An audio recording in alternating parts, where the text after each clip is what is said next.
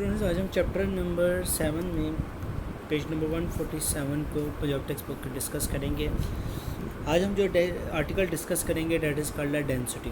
Density means of the substance is defined as its mass per unit volume.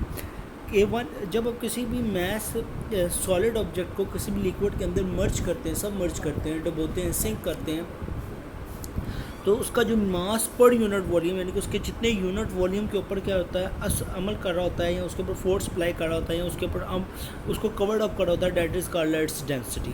तो density is equal to होता है mathematically इसका expression क्या है, mass of the substance divided by the volume of the substance, mass represented by the M small M divided by the capital V. तो इसके unit क्या है, किलोग्राम पर मीटर क्यूब। ठीक है जी, kilogram per metre cube.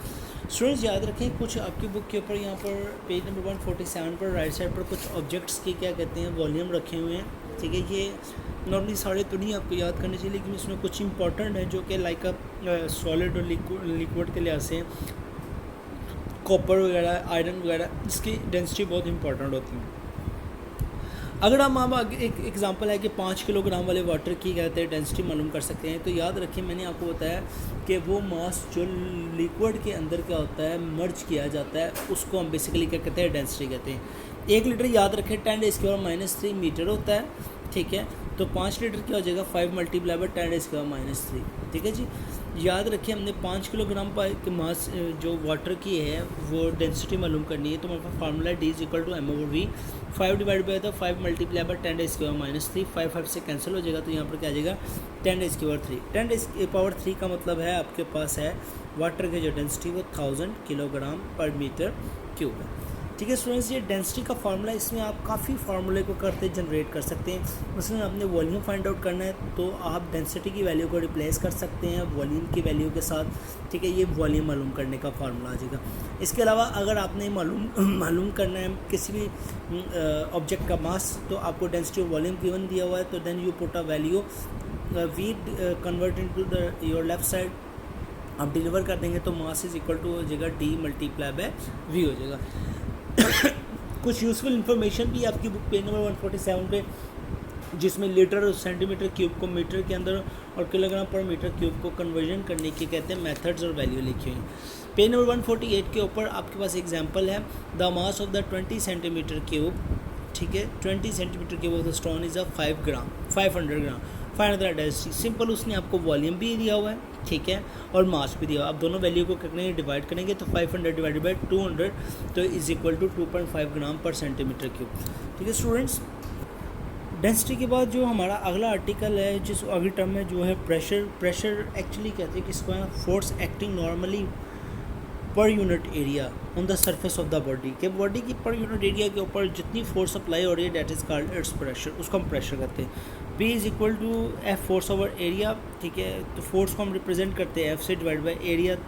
Force consider की major की जाती है न्यूटन में और एरिया मेजर किया जाता है मीटर स्क्वायर में। तो जब हम मीटर स्क्वायर को ऊपर की तरफ मूव करेंगे तो हमारे पास ये यूनिट का बन जाएगा न्यूटन पर मीटर स्क्वायर बन जाएगा। ठीक है, याद रखिए न्यूटन का एक और यूनिट है जो कि फिजिक्स के अंदर पर्टिकुलर एटमॉस्फेरिक प्रेशर के अंदर यूज़ किया जाता है। Particular just atmospheric pressure that is called pascals. ठीक है जी, 1 pascal is equal to 1 newton metre per square. ठीक है जी, 1 newton per metre per square. जो ये आपकी वैल्यू होती है, आपके पास जो प्रेशर होता है that is called it's a scalar quantity, ये एक स्केलर क्वांटिटी होता है। ठीक है जी, इसके अलावा इसको हम कहते हैं माहौल में क्या करते हैं, प्रेशर वगैरह मालूम करने के लिए यूज़ करते हैं फार्मूले को। नेक्स्ट हमारे पास जो 7.4 आर्टिकल है, ठीक है, that is called atmospheric pressure.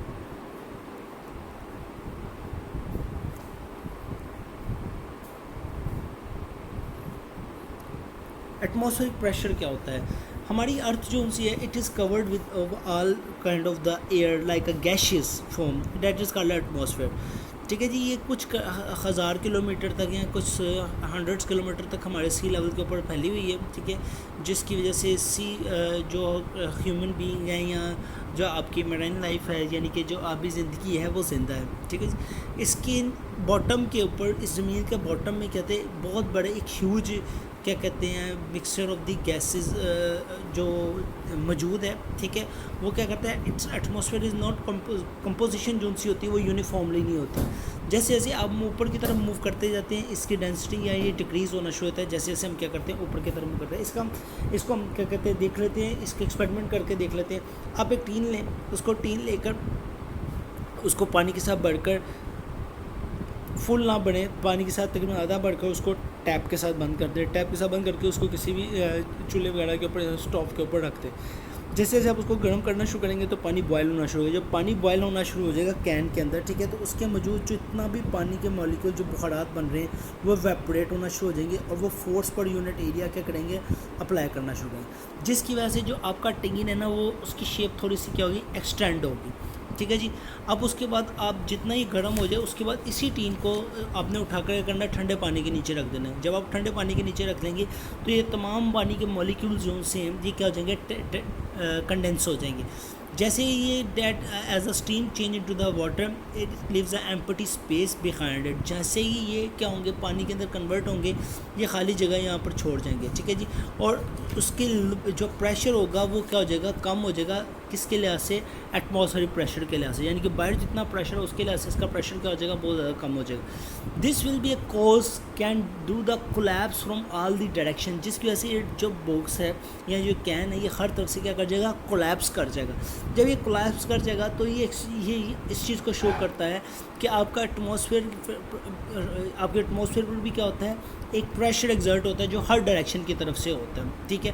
तो जहाँ जहाँ से इसकी खाली स्पेसिंग आई है वो क्या ये इस चीज़ को डेमोस्ट्रेट करता है कि collapsing of the an empty plastic bottle when air is stuck out of it, के जब आप क्या करते हैं कि हवा को बाहर निकाल देते हैं तो बोतल को आप दबा देते हैं, प्लास्टिक बोतल को। ठीक है। तो हर जगह से क्या होती है, कोलैप्स कर देती है। फिर ऊपर से क्या करते हैं, ढक्कन को बंद कर देते हैं। ये तमाम चीज़ें या एक्सपेरिमेंट ये इस चीज़ को शो करते हैं कि आपका जितना भी एटमॉस्फेरिक प्रेशर होता है वो एग्जर्ट होता है किसी भी मैटर के ऊपर या किसी भी कंटेनर के अंदर कोई भी चीज़ आपने इसको रखी हुई हो। Thank you students.